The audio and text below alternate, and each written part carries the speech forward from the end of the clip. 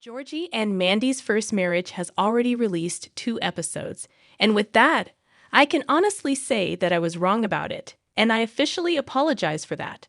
For years, I covered both The Big Bang Theory and Young Sheldon for Screen Rant, so it was a given that I would also tackle the latest show in Chuck Lorre's evolving universe. Set after the events of the Young Sheldon finale, Georgie and Mandy's First Marriage is an attempt to continue taking advantage of its parent series' popularity even after it has ended. I fully understand why Young Sheldon had to end despite still being very popular. After years of contradicting the Big Bang Theory canon by creating countless plot inconsistencies to varying degrees, they wanted to honor the established timeline with Sheldon's move to California. That said, it's also no secret that I was campaigning for the prequel's rebranding to the Coopers instead of launching a new show. It would have been a much easier transition, plus, it would also retain young Sheldon's tone and format. CBS had other plans, however, which made me quite skeptical of Georgie and Mandy's First Marriage. Why Georgie and Mandy's First Marriage's multicam format worried me. The Big Bang Theory was also a multicam show. Premiering a new spin-off, even with its ties to hit shows, always comes with risks. Cheers, The Tortellas, and Friends Joey are some of the failed offshoots proving that they can't succeed based on connections alone. Naturally, I was worried about Georgie and Mandy's First Marriage, especially since it would shift its focus from the Cooper family to the McAllisters, who now make up its ensemble cast. That said, more than anything else, I was most concerned over the change of format. Young Sheldon was a single-cam series, which meant that it was filmed in closed-door sets. Meanwhile, Georgie and Mandy's First Marriage is a multicam show similar to The Big Bang Theory, which was filmed in front of a live studio audience. Based on the overall vibe of the nerd-centric sitcom, its setup gave it a more humorous tone, which wasn't bad.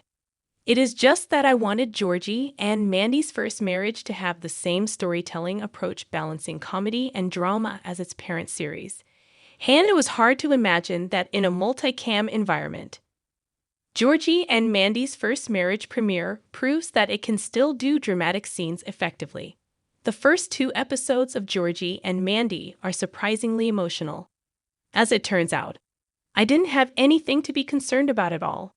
Having watched the first 2 episodes of Georgie and Mandy's First Marriage, I am quite impressed with how the series is able to balance comedy and drama effectively despite the live audience's laughter.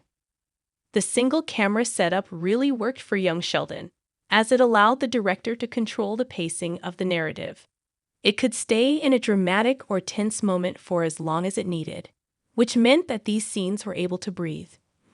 Montana Jordan and Emily Osment are exceptional during Georgie and Mandy's more serious conversations without losing their dynamic's playfulness. Being filmed in front of people, Georgie and Mandy's First Marriage doesn't have that luxury, since it has live viewers to cater to. Despite that, it is still able to effectively tackle emotional moments.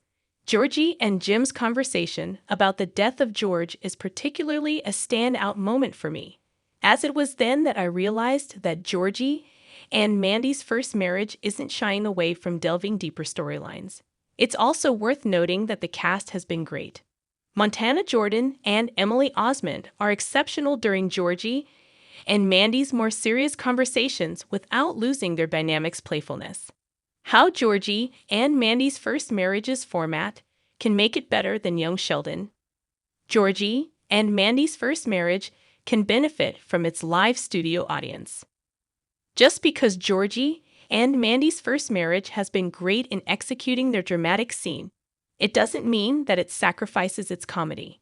If anything, I think that it makes it more creative and precise. The multicam setup allows for a variety of comedy sources.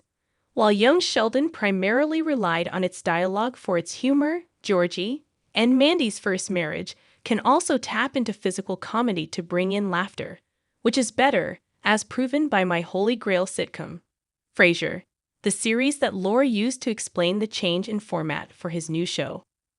Mima's shaking face while the house shakes is already funny in theory, but the laughter from the audience makes it more hysterical.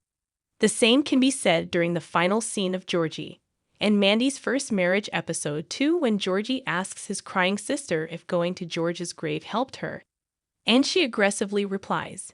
The new show can tap into the energy of the audience for its comedy, something that young Sheldon didn't have.